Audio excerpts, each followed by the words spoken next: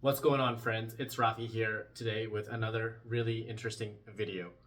And this time we're talking about fasting and the benefits of fasting when it comes to fighting off cancer. So this is going to surprise you because it's going to go against the conventional wisdom. When it comes to cancer, what do most doctors tell you? They tell you that patients need to eat more to keep their weight up, right? And that makes sense. Like, you're told to eat plenty of food to have enough calories, right? To be able to fight through chemo and radiation and all these different things. But it turns out that research from Dr. Peter Attia, who is a longevity expert, challenges this entire idea and says that it might actually be doing more harm than good.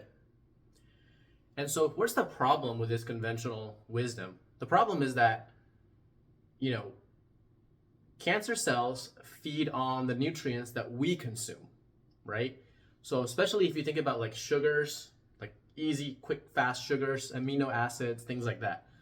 So when doctors suggest patients eat a lot to maintain their weight, they might actually be telling the patient to do something that's actually fueling those cancer cells, giving those cancer cells exactly what they need in order to grow and to spread. And that sounds crazy, right? Well, what's the science behind it? Dr. Peter Attia has spent years studying longevity and cancer, and one thing he keeps bringing up consistently in his message is that the power of intermittent fasting. What does that actually do for us? When you fast, your body's insulin levels drop, and so does something called IGF-1. Okay, I'm not gonna get into the science behind it.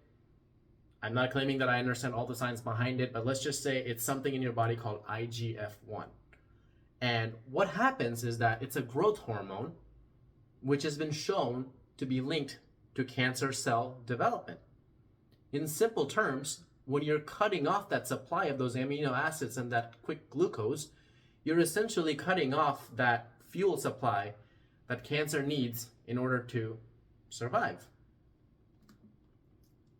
So when you fast, your body basically switches into a repair mode instead of using what's the usual growth mode, right?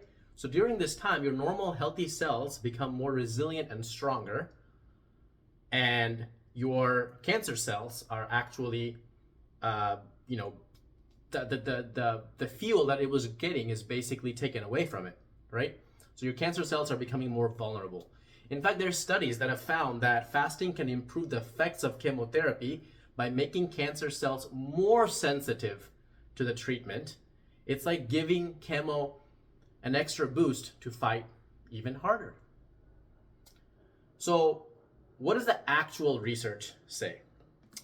The real science behind it is pretty simple. There's a study from Cell Reports in 2020 that showed that fasting combined with chemotherapy made cancer cells more vulnerable to treatment. So by fasting, you're not only starving your cancer cells, but you're actually making it easier for them to destroy them with medical treatments. So the next time that you hear the conventional wisdom that, hey, you got to eat a lot so you can stay strong and healthy and all this kind of stuff while you're going through all these treatments and chemo and radiation, remember, the science doesn't seem to back that conventional wisdom up.